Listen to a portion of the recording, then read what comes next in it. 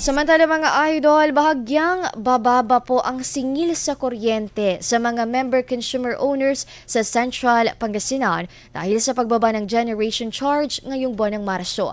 Sa inilabas sa abiso ng Central Pangasinan Electric Cooperative, mula sa 6.84 na generation charge nitong February, magiging 6.37 na lamang ito ngayong buwan.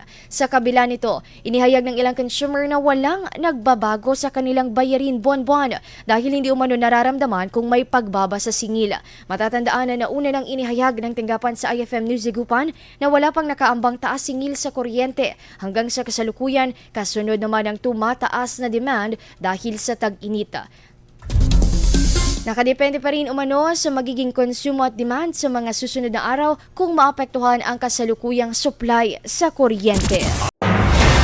IFM News. IFM News. IFM News.